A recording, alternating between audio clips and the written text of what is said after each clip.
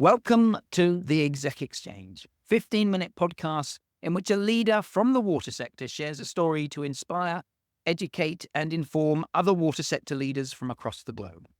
My name is Piers Clark, and today my guest is Bob Taylor, Chief Executive at Portsmouth Water. Brilliant to have you join us. Thank you for taking the time.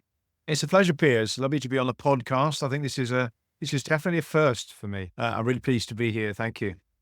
Let's start with a little bit about your background. How long have you been at Portsmouth Water? What did you do before you joined the company? Well, I've been at Portsmouth Water since 2018, so that's about 6 years or so. But I've been in the industry all of my career, which is 40 plus years now. Started out post-university in the early 1980s. Applied my trade around the world, not just in the UK. I spent 10 years abroad, mainly in the Middle East and Asia regions. But yeah, always a waterman. It's sort of the bug got me from the very early days. Do you miss the travel or do you like the local challenge?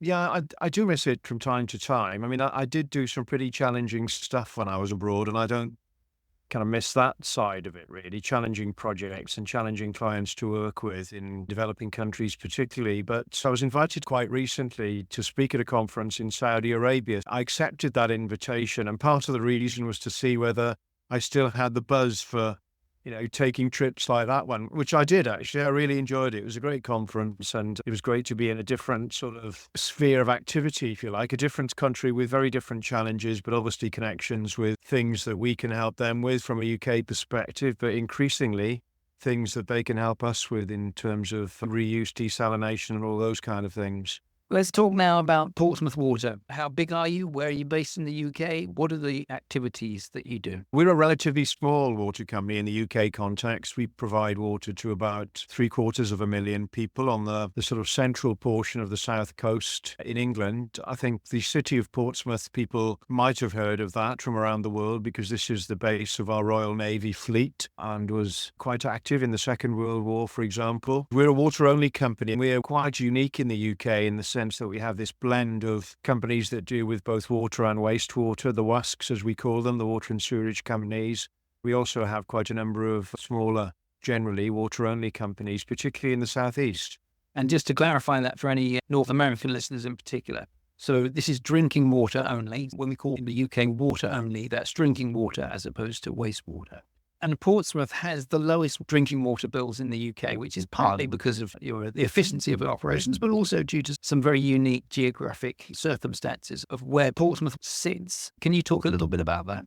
We sit on top of a large chalk aquifer, which kind of starts in the eastern side of England in East Anglia and snakes its way down to the south coast.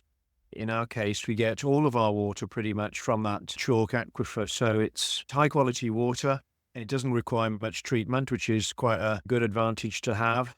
But about a third of that water comes out of a large spring field in Havant, which we think is the largest spring field in Europe. It's comprised of about 40 or 50 artesian wells, some of which are on our property, but some of which are dotted around the local town. This is why Havant exists. They say that Havant parchment was used for the Magna Carta, which was something written like 800 years ago. So yeah, we got quite a lot of history of spring water in Havant. My customers are really quite emotionally connected with it. They think it's almost the stuff you buy in a supermarket bubbling out of the ground. But it's a pretty good quality source. It's a very sustainable source. We've got very reliable records of the yields from the springs going back many years. So even in drought conditions, they're pretty resilient. We are also an efficient company. As you said, low charges in the UK context. About £120 a year at the moment is the average total water bill, water only, and the next lowest to that is about 160 or so. We are operationally efficient. We've got some advantages, as I've said, but we're also efficient in the way that we spend our capital as well. But that is changing quite rapidly at the moment. We're going to talk about water resources in a minute, but a couple of the interesting things that we're doing, we're building the first major reservoir in the UK for 30 odd years since privatisation in 1989, which is called the Havant Thicket Reservoir. We're also embarking on a universal smart metering program starting next year for all of our customers to get smart meters to help with consumption reduction. Talking about water resources and smart metering and your experiences and the journey you've been on within Portsmouth Water. I think the water resources challenges are only just starting to be understood by the population of the UK. I think everybody thinks of the UK as being a pretty wet country with lots of rainfall. That's true, but we don't really have the infrastructure to capture that rainfall. We haven't been building many reservoirs, and unfortunately, the country is characterized by areas of quite heavy rainfall and plentiful water supply, and also other areas in the southeast and the east of the country where water is quite scarce. Every 5 years or so, we are required by law to conduct something called a water resources management plan. We started doing this on a regional basis now. And these plans are leading to a whole pipeline of major infrastructure development to move water from areas in the UK where it's plentiful to the southeast and the east of the country where it's not so plentiful. So just to give you an idea, the southeast gets about the same amount of water as Jerusalem, and that's about 22% of the national average in the UK. We're quite unusual in the southeast compared to our neighbours. We've been a kind of an oasis of plentiful chalk water supply over the last many years, actually. As a result of that, we've only recently been designated as water stressed. This is because when it rains, the water's sort of trickling down to the chalk aquifers and it's sitting as this sort of underground reservoir in the chalk that you're then able to access.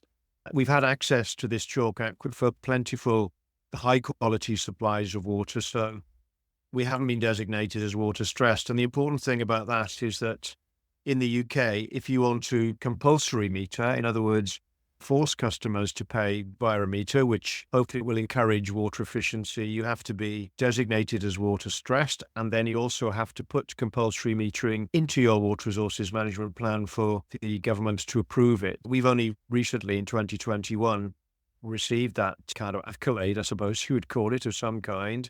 Well, so now tell me about the smart metering program. I think the story for us is that it's a big turnaround. So we're going very, very quickly from an area of plentiful water supply to one where we are using a lot of our waters to support our neighbouring companies in the region. We already export about a third of what we produce to our neighbouring company, Southern Water. And increasingly, because of the fact that we've had plentiful supplies, our customers are the highest per capita water users in the UK, or amongst the highest, I would say. So they typically use about 158 to 160 litres per head per day. Our national long-term target in the UK is 110.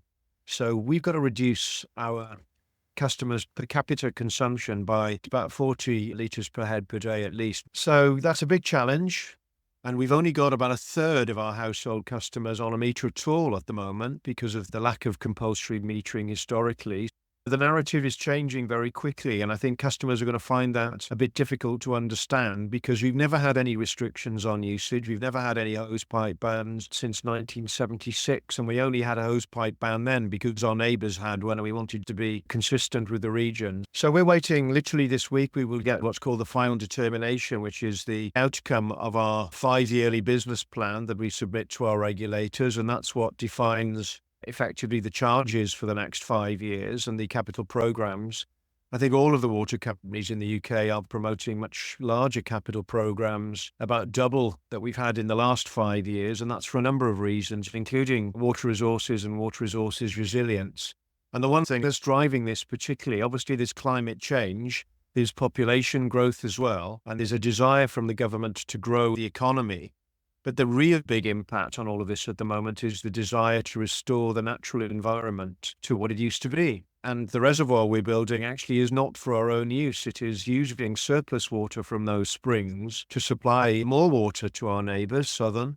And this is to enable them to take water out of the two probably most famous chalk streams in the southeast of England, the rivers Test and Itchen, because under drought conditions, they've been told by our government and the Environment Agency that they won't be able to take any water out of those rivers. They are solving a 200 megalitre a day plumbing problem in the neighbouring county of Hampshire, and our reservoir is part of that solution. We are also looking at putting a secondary feed of water into that reservoir, which is from water recycling, the reuse of water from a large wastewater treatment plant that belongs to Southern and is very close to the spring source in Havant. That makes it a much more powerful solution, probably half of what they're looking for, about 100 out of the 200 megalitres a day.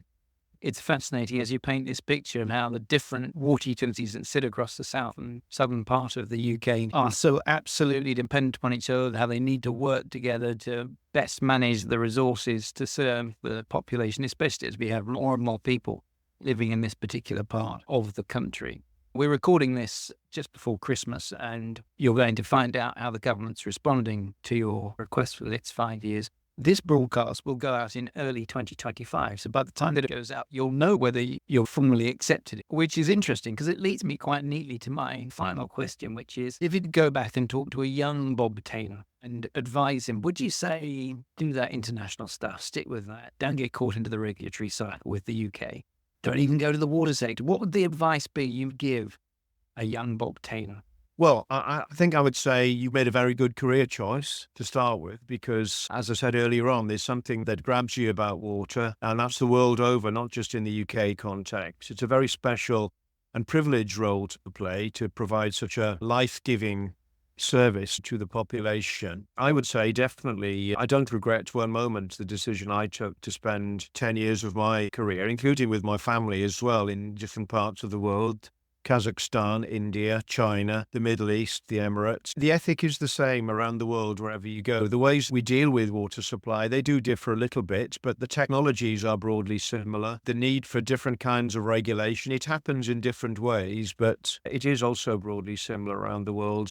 I think the ability to exchange views and experience and information and be able to help one another in different locations around the world is really, really important and has been very satisfying. I was in Saudi a couple of weeks ago, as mentioned, Piers, and one of my colleagues there said to me, well, if you look back 25, 30 years, the UK and France used to be seen as the centres of expertise in the water world. And that was probably true with the long history of private sector involvement in France and then the privatisation that happened in the UK. But that doesn't seem to happen today. And that is because other countries around the world have developed their own expertise and knowledge. And now we have the opportunity for things to work in an opposite direction. And I've mentioned desalination. We're looking at water reuse ourselves. And that's a really great opportunity to learn from others and import that knowledge to the UK and export other things like leakage management and so on. Bob, thank you for your time. You've been listening to the Exec Exchange with Piers Clark, and my guest today has been Bob Taylor, Chief Executive of Portsmouth Water. Hope you can join us next time. Thank you.